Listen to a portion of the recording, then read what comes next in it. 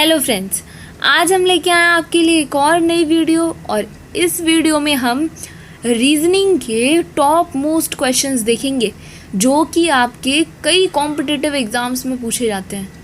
ठीक है, बहुत सारे एग्ज़ाम्स ऐसे हैं जिसमें रीजनिंग से रिलेटेड बहुत क्वेश्चंस आते हैं और हमने आपके लिए कुछ टॉप मोस्ट क्वेश्चंस को सेलेक्ट किया है। आज हम आपके साथ उन्हें डिस्कस करेंगे। अब मैं आपको कुछ एग्ज़ाम्स के नाम बता देती हूँ जिसमें रीजनिंग के क्वेश्चंस आते हैं। बैंक के एग्ज़ाम में रीजनिंग के क्वेश्चंस आते हैं, रेलवे में रीजनिंग के क्वेश्चंस आते हैं। ठीक है, एजुकेशन के कुछ एग्ज़ाम होते हैं जैसे नेट हो गया, JRF हो गया। ठीक है, ऐसे कुछ एग्ज़ाम्स में B.Ed हो गया जिसमें रीजनिंग के क्वेश्चंस आते हैं। डिफेंस के जो भी एग्ज़ाम्स होते हैं मोस्टली एग्ज़ाम्स में रीजनिंग के क्वेश्चन आते हैं। तो यानी कि रीजनिंग हर एग्ज़ाम की दृष्टि से देखिए तो बहुत इम्पॉर्टेंट है और रीजनिंग होती भी बहुत इंटरेस्टिंग है। तो आज हम आपके साथ रीजनिंग के कुछ बहुत ही ज़्यादा इम्पोर्टेंट क्वेश्चंस को शेयर करेंगे।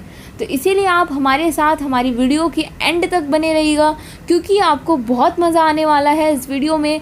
और अपने फ्रेंड्स के साथ इन वीडियो को ज़रूर शेयर कीजिएगा। अगर आपको वीडियो अच्छी लगे तो इसे लाइक करके ज़रूर जाइएगा और हमारे चैनल को ऐसी ही अच्छी वीडियोज़ के लिए सब्सक्राइब कर लीजिए, बेल आइकन को ऑन कर लीजिए ताकि हम रोज़ आपके लिए कोई ना कोई वीडियो अपलोड करते हैं तो आपके पास तक नोटिफिकेशन पहुंच जाए।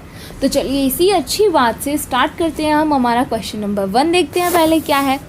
क्वेश्चन नंबर 1 है, यदि किसी सांकेतिक भाषा में श्वेता को TYHXF लिखा जाता है तो उसी सांकेतिक भाषा में यशी को क्या लिखा जाएगा। देखिए, श्वेता दे रखा है SWETA। ठीक है, इसको हम लिख रहे हैं TYHXF। सबसे पहले तो देखिए आप इसमें आप पहले ये देखिए कि ये लेटर जो हैं ये अल्फ़ाबेटिकल ऑर्डर के हिसाब से कौन से नंबर पे आते हैं। तो देखिए S जो है वो आपका 19th नंबर पे आता है। ठीक है, आपको A से लेके Z तक तो याद ही होगा। मैं आपको बताती हूँ, आपको ये बहुत इम्पॉर्टेंट है कि आपको ऐसे क्वेश्चंस करने के लिए सारे लेटर याद होने चाहिए कि अल्फ़ाबेटिकल ऑर्डर में कौन सा लेटर कौन से प्लेस पे आता है। तो S जो है वो 19th नंबर पे आता है, W 23, E जो है आपका 5 नंबर पे आता है, T जो है आपका 20 नंबर पे आएगा और A जो है वो 1st पे आता है। ठीक है, अब यहाँ पे T जो है वो 20 नंबर पे आता है, Y जो है 25 पे आता है, H जो है वो 8 पे आता है, X जो है 24 पे आता है और F जो है वो 6 पे आता है। अब आप डिफरेंस देखिए, ये 19 था। ठीक है, यानी इसका पहला लेटर जो था श्वेता का पहला लेटर 19th नंबर पे आता है और TYHXF को ये जो लेटर है ये 20 नंबर पे आता है। यानी कि यहाँ पे एक ऐड हो रहा है, एक बड़ा है। अब देखिए यहाँ पे ये W जो है 23 लेटर पे आ रहा है लेकिन इसका सेकेंड लेटर जो है वो 25 नंबर पे आ रहा है। यानी कि सेकेंड लेटर दो अल्फ़ाबेट से बड़ा है। अब E उसी हिसाब से देखिए आप यहाँ 5 पे है, तीसरा लेटर 5th नंबर का है और इसका तीसरा लेटर 8th नंबर का है। यानी कि यहाँ पे 3 की इंक्रीजमेंट हुई है ना। अब यहाँ पे T देखिए 20 नंबर का है और यहाँ पे T कौन से नंबर पे आता है 20। यहाँ पे मतलब चौथा लेटर जो दिया है वो 24th लेटर है, 24th लेटर। यानी कि यहाँ पे आपने 4 की इंक्रीजमेंट की। और यहाँ पे देखिए आप A जो है आपका 1st नंबर पे आता है लेकिन जो अलग लैंग्वेज में उसे लिखा जा रहा है वहाँ पे जो आपका लास्ट लेटर है वो 6th पे आ रहा है। यानी कि यहाँ 5 लेटर्स की इंक्रीजमेंट है। यानी कि जो इंक्रीजमेंट है वो 1 + 1 + 2 + 3 + 4 + 5 के हिसाब से। तो आपको उसी हिसाब से यशी में भी इंक्रीजमेंट करनी है। कैसे, देखिए यशी को मैं ऐसे लिख देती हूँ YASHI। तो आपको ऐसे ही करना है, पहले में आपको एक बढ़ाना है, एक लेटर बढ़ाना है जो कि Y के बाद क्या आता है Z। फिर दूसरे से आपको 2 लेटर बढ़ाने यानी A के बाद B C आएगा। तीसरे में आपको 3 लेटर और बढ़ा के लिखने यानी कि S के बाद TUV लिखना है। चौथे में आपको 4 लेटर बढ़ा के लिखने हैं, H के बाद IJKL। ठीक है, उसके बाद देखिए आपको क्या करना है, 5वें में 5 लेटर बढ़ा के लिखने हैं जो कि है I के बाद 5 लेटर काउंट करेंगे तो आएगा N। यानी कि आपका नया मतलब जो बनेगा वर्ड वो होगा ZCVLN। अब इसमें से आप देखिए कौन सा सही आंसर है, तो आपको मिलेगा ऑप्शन डी, जो कि बिल्कुल मैच कर रहा है। कितना अच्छा क्वेश्चन था।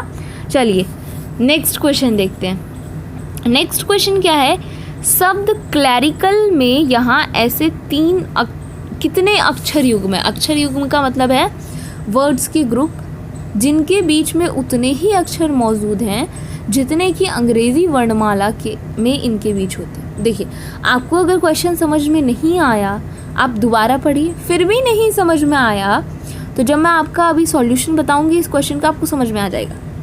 ठीक है, अब आप यहाँ पे देखिए ये लिखा है क्लैरिकल।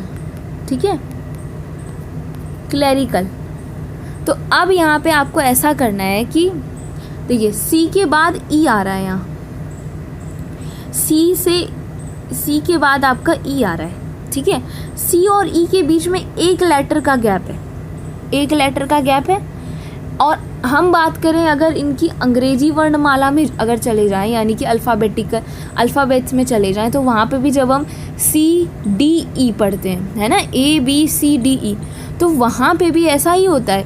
वहाँ पे भी सी और ई में एक नंबर का गैप आता है और यहाँ पे भी सी और ई में एक नंबर का गैप आ रहा है। आपको यही चीज़ तो इसमें बतानी है कि यहाँ पे और उस अल्फ़ाबेटिकल ऑर्डर में ऐसे कौन कौन से नंबर आपको दिख रहे हैं जिनमें सेम सेम गैप आता है। तो पहला नंबर तो हमें दिख गया जो सी और ई का ग्रुप है। ठीक है, यहाँ पे भी देखिए सी और ई के बीच में एक नंबर आता है और अल्फ़ाबेटिकल ऑर्डर में भी सी और ई के बीच में एक नंबर आता है जो कि डी है। अब आगे देखिए, अब दूसरा आपको कौन दिखेगा, यहाँ पे आपको दूसरा दिखेगा ये आई और एल। आपको आई एल दिखेगा, क्यों? आई और एल के बीच में यहाँ पे 2 लेटर का गैप है ना, 2 नंबर बीच में एक्स्ट्रा आ रहे हैं। और आप अगर अल्फ़ाबेट्स में देखें तो क्या आता है, IJKL, वहाँ पे भी 2 लेटर का ही गैप आता है। तो आपको एक और ग्रुप मिल गया आई और एल का, है ना। अब देखिए आप और ढूंढिए, इसमें आपको ध्यान से देखना है। देखिए यहाँ पे ए और ई में आपको ऐसा लगेगा, दिख रहा है कि नहीं दिख रहा है, ए और ई में, ए और ई के बीच में यहाँ 1 2 3 वर्ड्स का गैप है। और अगर आप अल्फ़ाबेटिकल में भी देखते हैं तो ABCDE लिखते हैं, यहाँ पे भी ए और ई तक पहुँचने में बीच में 3 लेटर्स आते हैं। तो आपको एक ग्रुप मिल गया ए और ई का। और कोई ग्रुप है? और कोई ग्रुप मुझे नहीं लगता, क्योंकि सी और आर बहुत दूर होते हैं। ठीक है, तो यहाँ पे आपको 3 ग्रुप मिले हैं, तो ऑप्शन सी सही हो जाएगा जिसका आंसर है 3। चलिए आगे देखते हैं, क्वेश्चन नंबर 3 देखेंगे। क्वेश्चन नंबर 3 कहता है निम्नलिखित 5 में से, यहाँ पे आपके पास 5 ऑप्शन है, इनमें से 4 किसी प्रकार से एक जैसे हैं। यानी कि इनमें से कोई 4 ऑप्शन तो ऐसे हैं जो एक जैसे हैं, यानी कि एक ग्रुप का निर्माण करते हैं, एक जैसे, एक कैटेगरी से बिलोंग करते हैं। ठीक है, तो आपको बताना है कि वह कौन सा ऐसा ऑप्शन है जो इन चारों से अलग है, जो इन चारों की कैटेगरी में आता ही नहीं है। तो आप पहले देखिए, ये पुस्तक है, कलम है, रबड़ है, स्याही है, स्टेशनरी है। तो मुझे ऐसा लगता है कि पुस्तक, कलम, रबड़, स्याही, ये चारों ही स्टेशनरी का सामान है ना, जो पढ़ाई में यूज़ होता है, स्टेशनरी का सामान है।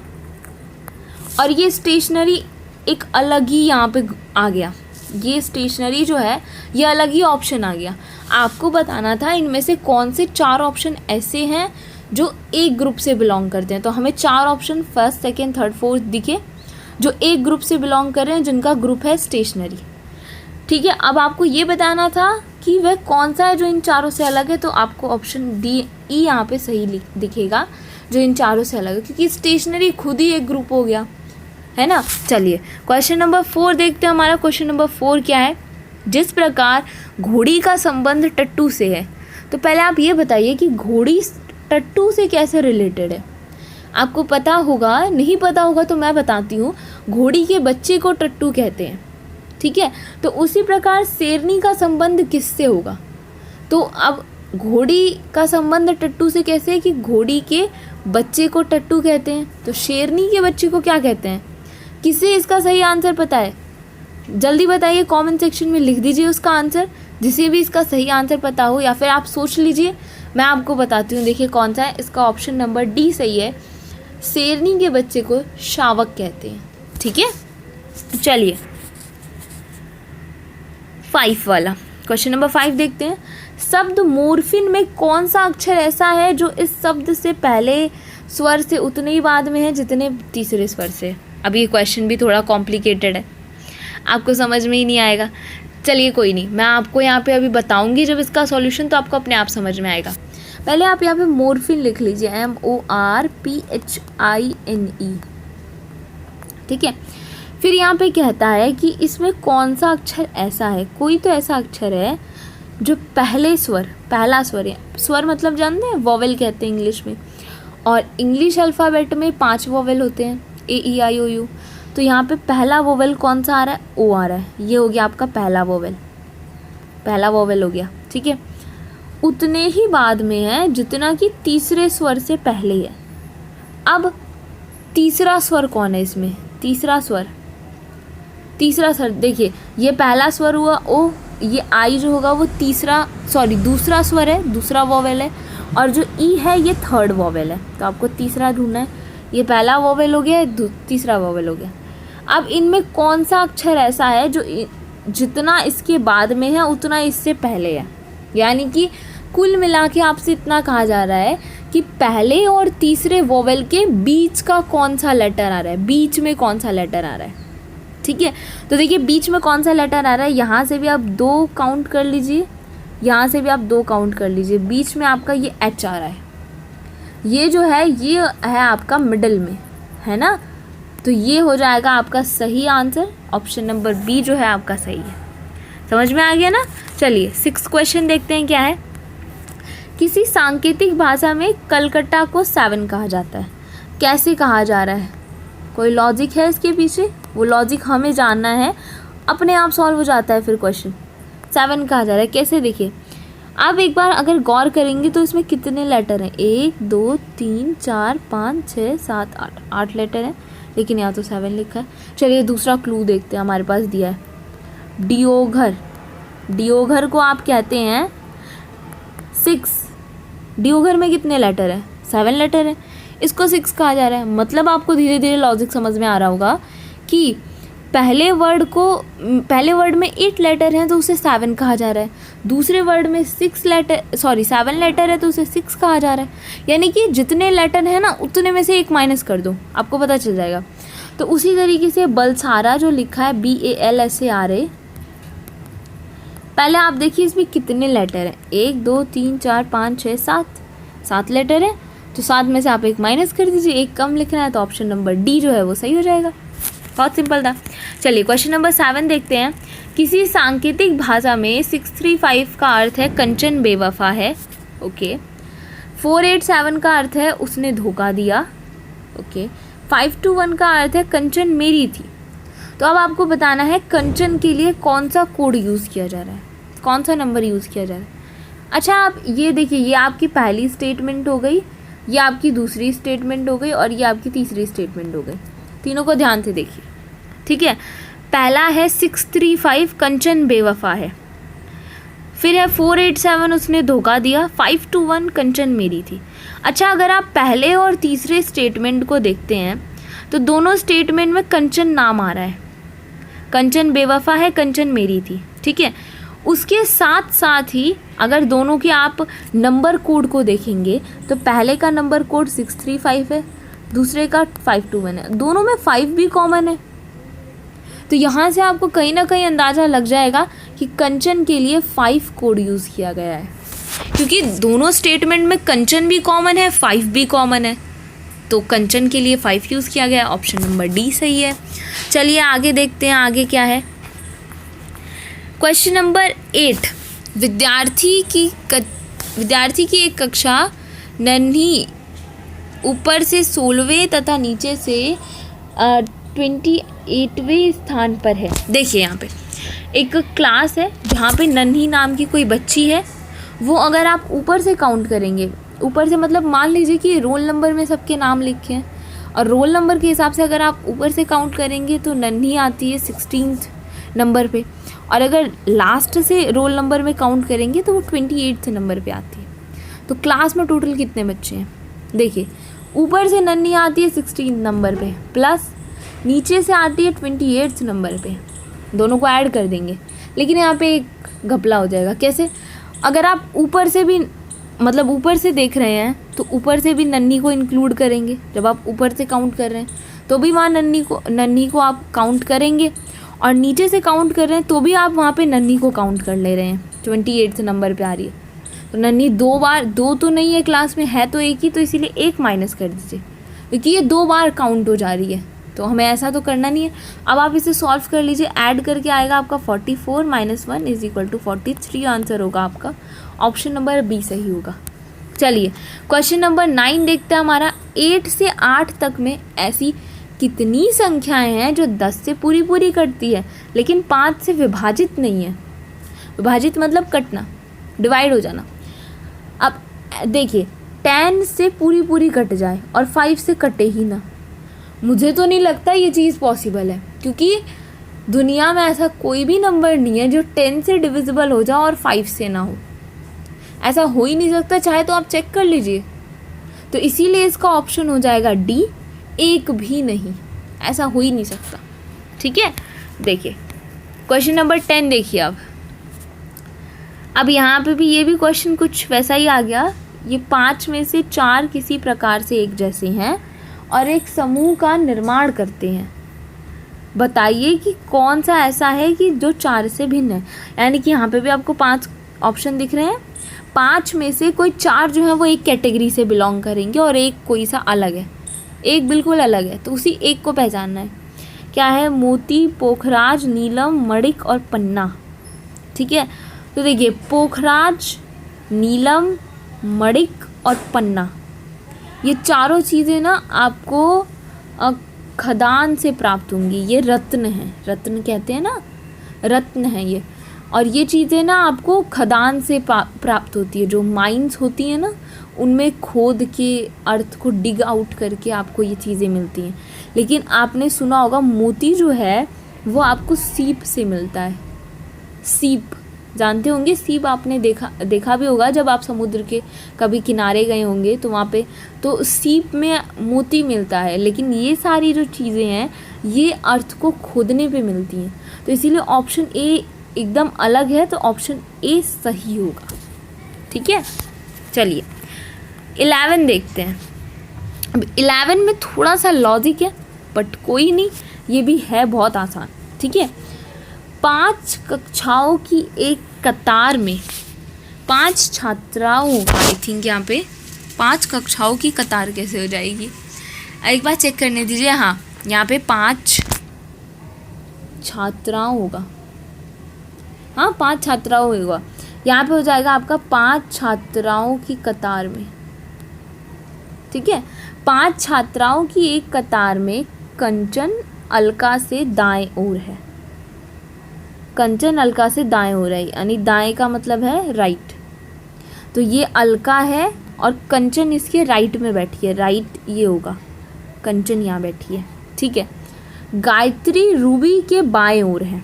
गायत्री रूबी के बाएं ओर है, यानी कि ये जो गायत्री है वो रूबी के बाएं ओर है। तो रूबी ये है, मान लीजिए यहाँ पे इसके बाएं, बाएं मतलब लेफ्ट, लेफ्ट में यहाँ गायत्री बैठी है। चलिए ठीक है, कंचन गायत्री और अलका के बीच में, देखिए कंचन जो है वो गायत्री और अलका के बीच में, हाँ बिल्कुल सही हमने लिखा है। और अलका चांदमणि और कंचन के बीच में। अच्छा, तो कंचन तो हमें मिल गई, चांदमणि यहाँ हो जाएगी, तो चांदमणि और कंचन के बीच में अलका आ जाएगी। तो अब आपको बताना है कि दाएं ओर से, यानी कि राइट से चौथे नंबर पे कौन बैठा है। ये है आपकी राइट साइड, यहाँ से आपको काउंट करना है। तो 1 2 3 4, चौथे नंबर पे बैठी हैं आलिया जी। देखते हैं ऑप्शन में है, सॉरी आलिया नहीं है, वो अलका है, अलका बैठी है। तो ऑप्शन डी हो जाएगा यहाँ पे सही, अलका। ठीक है, अलका बैठी है। अब क्वेश्चन नंबर 12 देखिए।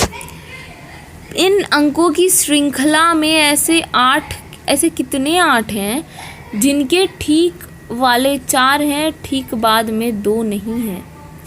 अच्छा यहाँ पे ऐसा है, यहाँ पे थोड़ा गलत टाइप हो गया है। यहाँ पे लिखा ऐसा है, निम्नलिखित अंकों की श्रृंखला में ऐसे कितने 8 हैं जिनके ठीक पहले 4 है। ठीक है, थोड़ा गलत टाइप हो गया है, सॉरी। जिनके ठीक पहले 4 है और लेकिन ठीक बाद में 2 नहीं है। अब आपको इसमें ये जो आपको दिख रहा है ना, इसमें आपको देखना है कितने 8 ऐसे हैं जिनके पहले तो 4 आ रहा है लेकिन उनके पीछे 2 नहीं आए। इस बात का ध्यान रखना है। तो देखिए मुझे 1 दिखा, ये वाला, इसके पहले तो 4 है लेकिन इसके पीछे 2 नहीं है। और कोई सा है ऐसा, और कोई सा ऐसा है, देखिए जल्दी देख के मुझे बताइए, कोई है ऐसा?